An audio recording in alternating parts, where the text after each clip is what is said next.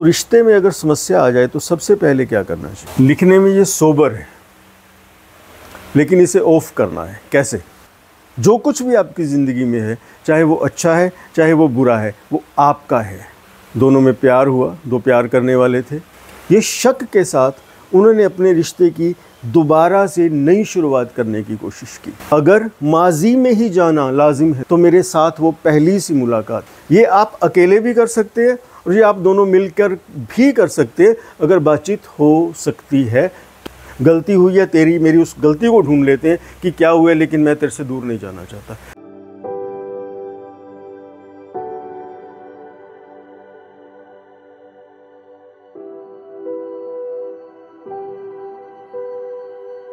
Topic serious है। रिश्ते में समस्या आ जाए तो टॉपिक बहुत ही सीरियस है। इसलिए आज हमारी जो डिस्कशन रहेगी उसमें हो सकता है कि कुछ बातों को बार बार बोला जाए, रिपीट किया जाए। वो शायद इसलिए ज़रूरी हो जाता है कि जितना हम लोग रिपीट करेंगे, जो हमारा ब्रेन है वो उसमें जो सीखने की ताकत है, उसमें जो पॉसिबिलिटीज़ हैं सीखने की, वो बढ़ जाती है। क्योंकि इस टॉपिक को बार बार नहीं छेड़ा जा सकता। अगर आज इस टॉपिक पे हम लोग बात करने लगे तो मेरा दिल है कि मेरी इच्छा रहेगी, मेरी कोशिश रहेगी कि हम लोग पूरी तरह से इस पे बात कर सकें और ये जो समय हमने लगाया है इसमें वो हमारा सफल हो। तो टॉपिक ये है कि रिश्ते में जो समस्या आ जाए तो क्या करना चाहिए। सबसे पहले मैं आप सबसे ये कहूँगा कि अगर आपके पास कागज़ और पेन है, या आप इस वीडियो को रोक रोक कर देख सकते हैं, याद रख सकते हैं, तो आपको बेनिफिट जो है वो अधिक हो सकता है। अगर आप इसके नोट्स बना सकते हैं, अगर आप नोट डाउन कर सकते हैं कि किस किस विषय पे बात हुई, क्योंकि मैंने जैसे पहले ही कहा कि ये एक सिलेबस है, ये एक लेसन है, ये एक क्लास है। तो रिश्ते में अगर समस्या आ जाए तो सबसे पहले क्या करना चाहिए? नंबर 1,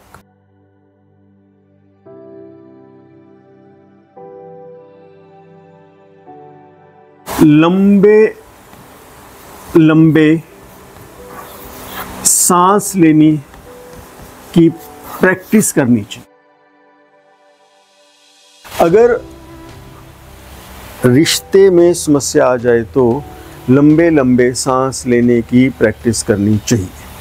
दिन में जब भी याद आए, जब भी मौका मिले, जब भी आपको लगे, उसी वक्त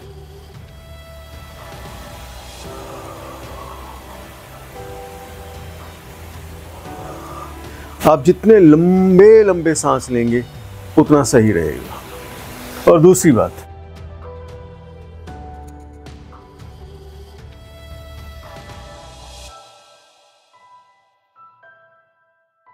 लिखने में ये सोबर है, लेकिन इसे ऑफ करना है। कैसे?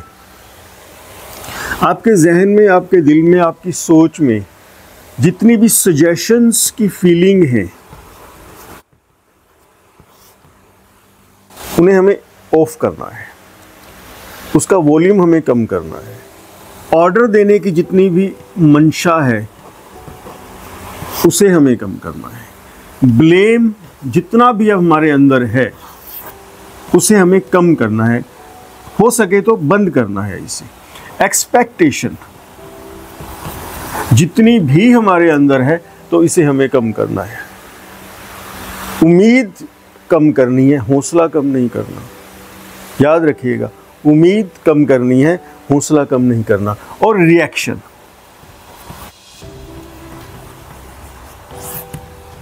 ये 5 चीजें जो हैं, लंबे लंबे सांस लेने हैं और इन 5 चीज़ों को कम करना है। पहला सजेशन, दूसरा ऑर्डर, तीसरा ब्लेम, चौथा एक्सपेक्टेशन, फिर रिएक्शन। ये 2 चीज़ें करने के बाद जो सबसे तीसरा और अहम पॉइंट है वो ये है कि जो अंतिम नतीजा, पॉसिबल नतीजा जो आपको लगे कि ये रिजल्ट हो सकता है बुरे से बुरा, आपको मेंटली, मानसिक रूप से उस नतीजे के साथ अपने आप को कॉप अप करना है। उस घड़ी के लिए, उस सिचुएशन के लिए आपको तैयारी करनी है, ताकि आप मेंटली प्रिपेयर हो सके। इससे क्या है कि ब्रेन का प्रेशर बहुत ज़्यादा कम हो जाता है। होता क्या है कि कई बार किसी भी सिचुएशन में, किसी भी घड़ी में हम लोग ये अंदाज़ा नहीं लगाते कि नुकसान कितना हो सकता है। हम सिर्फ डर जाते हैं, और उस डरने की वजह से हमारे जो ब्रेन की जो फंक्शनिंग्स है, जितनी भी फंक्शनिंग्स हैं वो प्रभावित होती हैं। हम सही दिशा में सही वक्त पे नहीं सोच पाते। इसलिए ये 3 पॉइंट बहुत अहम पॉइंट है कि हमें लंबे सांस लेने हैं, सोबर को ऑफ करना है, और हमें प्रेपरेशन करनी है उस रिज़ल्ट के साथ जीने की जो हमें लगता है कि बुरे से बुरा हो सकता है, वर्स्ट हो सकता है। और चौथा जो अगला पॉइंट है वो ये है कि कुदरत ने एक सुविधा की है। मेरे साथ मेरे एक कुलीग थे, उन्होंने एक बहुत अच्छी बात कही। उन्होंने कहा था कि कुदरत इतनी मजबूत है और इतनी स्ट्रॉन्ग है और इतनी उसने तैयारी की हुई है कि आपकी जो गुल्लक है, आपका जो पिगी बैंक है, आपका जो अकाउंट है, उसमें ना कोई कुछ डाल सकता है और ना कोई कुछ निकाल सकता है। अब जो कुछ भी आपकी ज़िंदगी में है, चाहे वो अच्छा है चाहे वो बुरा है, वो आपका है। ये बात आपको माननी पड़ेगी, और ये मान के आप आसानी से जी सकते हैं कि जो कुछ भी आपकी ज़िंदगी में है वो ना तो कोई कुछ डाल सकता है, ना वहाँ से कोई कुछ निकाल सकता है। जो कुछ है वो आपका है। वो बुरा हो सकता है, वो भला हो सकता है, वो अच्छा हो सकता है, बुरा, जो कुछ भी आप समझें। ये 4 पॉइंट जो है कि आपका जो अकाउंट है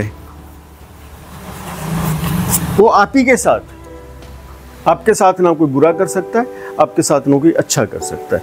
और 5वां जो सबसे अहम पॉइंट है, ये मैं तैयारी बता रहा हूँ कब, जब रिश्ते में समस्या आ जाए तो। और 5वां जो अहम पॉइंट है वो ये है कि जो फर्स्ट इमोशन था उस रिलेशन के साथ आपको वहाँ पे अपना रिस्टोर पॉइंट बनाना है। आपको अपने ब्रेन को उस थॉट प्रोसेस में, उस फीलिंग लेवल पे लेके जाना है जब आपकी पहली बार मुलाकात हुई थी। मैं फिर एग्जांपल, आप एक छोटी सी यहाँ पे आपको कहानी बताना चाहूँगा। एक दिन एक लड़की थी, वो किसी के साथ अफेयर में थी, दोनों में प्यार हुआ, 2 प्यार करने वाले थे, और फिर कोई मन मुटाव हुआ, और मन मुटाव होने के बाद फिर वो आपस में मिल गए। तो वो जो लड़की थी उसके दिल में ये शक था कि इसने गलत किया था, और ये शायद फिर भी गलत कर सकता है। ये शक के साथ उन्होंने अपने रिश्ते की दोबारा से नई शुरुआत करने की कोशिश की। और जब लड़के को इस बात का पता चला कि उसके दिल में ये शक है, तो उसने लड़की से कहा, ये जो मैं आपसे कहने चाह रहा हूँ ये मैंने 1995 में लिखा था, 1995 में। तो उसने उससे कहा कि मेरे दामन से लिपट कर भी कोई बात करो, मेरे दामन से लिपट कर भी कोई बात करो, मेरे सामने तुम आज अब की बात करो। अगर माजी में ही जाना लाजिम है तुम्हें, माजी मतलब हिस्ट्री में, पास्ट में, अगर माजी में ही जाना लाजिम है तुम्हें, तो मेरे साथ वो पहली सी मुलाकात करो। जब भी जिस भी रिश्ते के साथ आपको लगे कि मन मुटाव है, गड़बड़ है, ठीक नहीं है, टूटने के कगार पे है, तो सबसे पहले एक काम करें, ये 5 चीज़ें करें। और 5वीं जो मैंने अहम चीज़ आपसे कही है कि उस फीलिंग लेवल पे जाएं जो आपका पहला था, उसी नज़र के साथ, उसी चश्मे के साथ, उसी फीलिंग के साथ उसे देखना शुरू करें।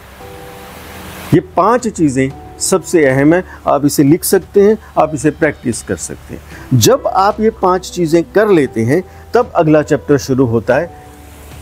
ये मैं थोड़ा सा यहाँ से कोशिश करता हूँ कि ये भी आपके लिए लिखा रहे और एक नया चैप्टर हम लोग शुरू कर सकें। ये 5 चीज़ें लेने के बाद पहला काम क्या करना है, ये तैयारी करने के बाद पहला काम आपको क्या करना है? पहला काम आपको करना है कि आपको, जब आप कुछ ना कर सके तो, जब आप इस कंडीशन में हो कि आपका ब्रेन आपका साथ नहीं दे रहा, आपका हौसला आपका साथ नहीं दे रहा, आपको नहीं समझ में आ रहा है कि आपको क्या करना है, फिर आपको वेट करना है। किस चीज़ का वेट? और आपको दर्शक बन जाना है, ऑब्जर्वर बन जाना है। किस चीज़ के ऑब्जर्वर?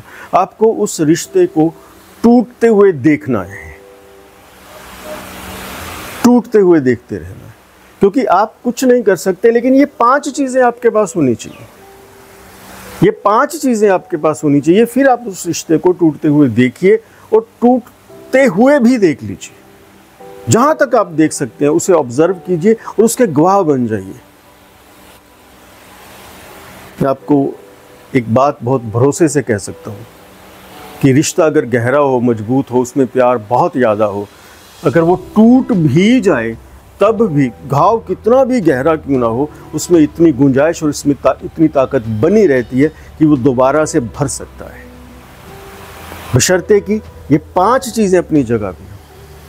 अगर ये 5 चीज़ें अपनी जगह पे नहीं हैं तो फिर कुछ नहीं कहा जा सकता। लेकिन अगर ये 5 चीज़ें अपनी जगह पे हैं और उसके बाद आप वेट करते हो, तो पहली बात, मुझे नहीं लगता कि वो टूट जाएगा। इसको पार करने की हिम्मत बहुतों में नहीं होती है।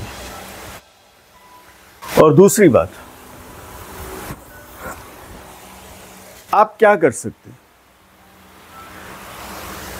अगर आप इससे ऊपर थोड़ा सा जाना चाहें कि हाँ मैं कुछ कर सकता हूं, तो वो कुछ क्या है? वो कुछ ये है कि उस जो प्रॉब्लम है, जो सिचुएशन है, जो समस्या है, जहाँ पे दिक्कत खड़ी होती है, उसको मार्क कर लीजिए।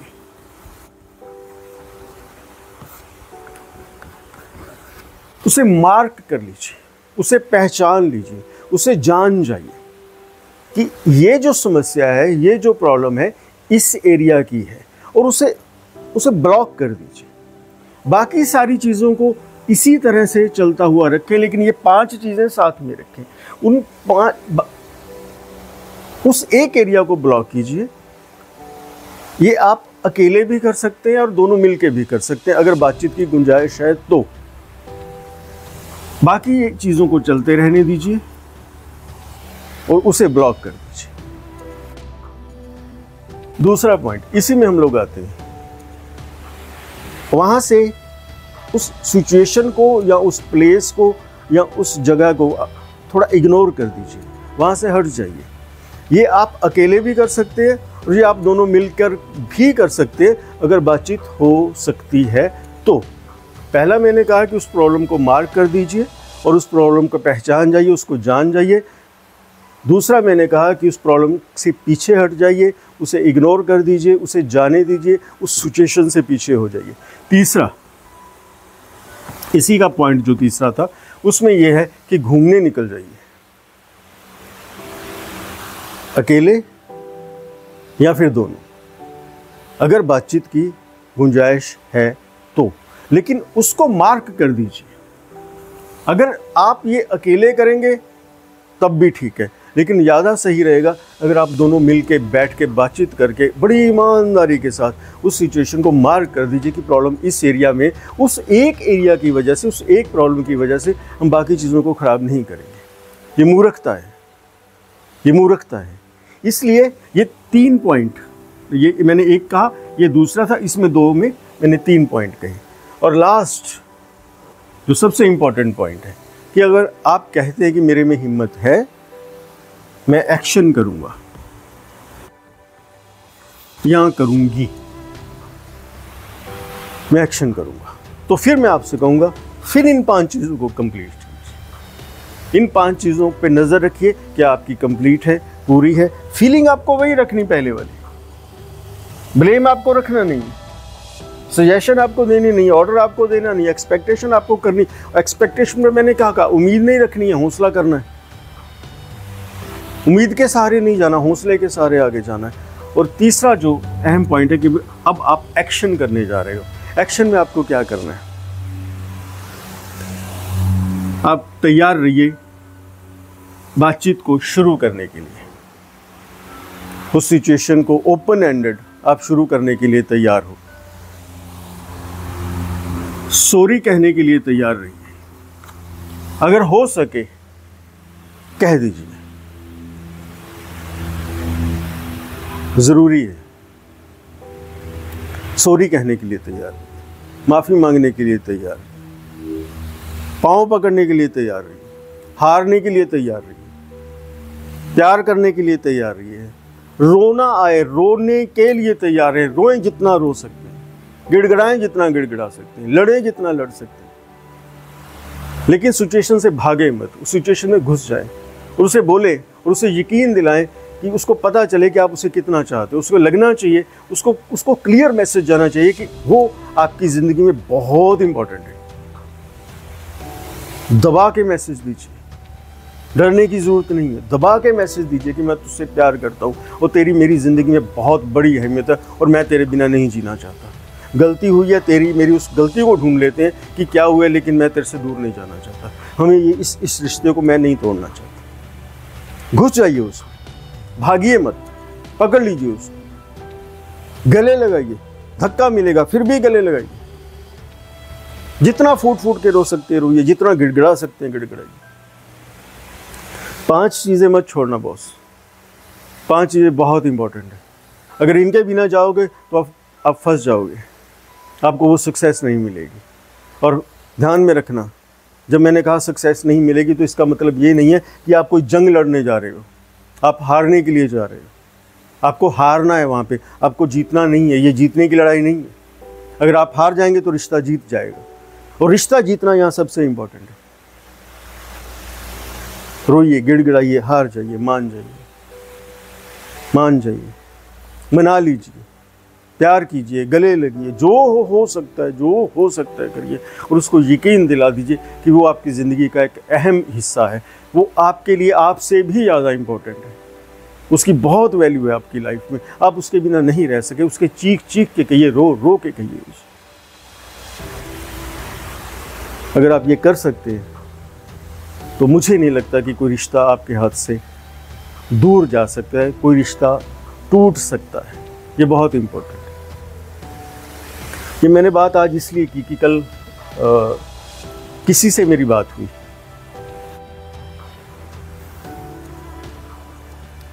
बहुत नज़दीक का रिश्ता है, वहाँ प्रॉब्लम आ गई। 2 ही लोग, और प्रॉब्लम इतनी बड़ी हो गई है कि एक कहता है कि आपने मेरे लिए किया ही क्या है, और दूसरा कहता है कि अगर उसने मुझसे ये कह दिया है कि आपने मेरे लिए किया ही क्या है तो मेरा जीने का क्या फ़ायदा। 2 ही लोग हैं ज़िंदगी में एक दूसरे के साथ। मुझे लगा इस पे बातचीत करनी चाहिए। ये एक टेक्निक है, इसे इस्तेमाल करिए, यूज़ करिए। अगर काम का लगे तो लोगों को बताइए। अगर इससे भी कुछ सरल चीज़ आपको समझ में आती है, सरल टेक्निक आपको समझ में आती है, तो कमेंट बॉक्स में लिखिए, लोगों से बताइए, लोगों को बताइए। लोग फंसे पड़े हैं, लोगों को रिश्ते बचाने नहीं आ रहे हैं। लोगों को समझ में नहीं आ रहा कि इस रिश्ता बचाने के लिए अब क्या किया जाए। किसी को समझाया नहीं गया। मुझे रात भी लगा था कि इस पे बात करनी चाहिए। मैं इस पे फिर भी बात करूंगा, क्योंकि हो सकता है मैं इस बार पूरी बात ना कर सका हूँ, हो सकता है मैं कंप्लीट ना कर सका हूँ, हो सकता है मैं ना समझा सका हूँ, हो सकता है आप समझ ना सके, बहुत सी गलतियाँ रह सकती हैं। लेकिन ये विषय, ये जो टॉपिक है, ये बहुत इंपॉर्टेंट है। इस पर जितनी बार बात की जाए, जितनी बात की जाए उतनी कम है, और जितने तरीके से बात की जाए उतनी कम है।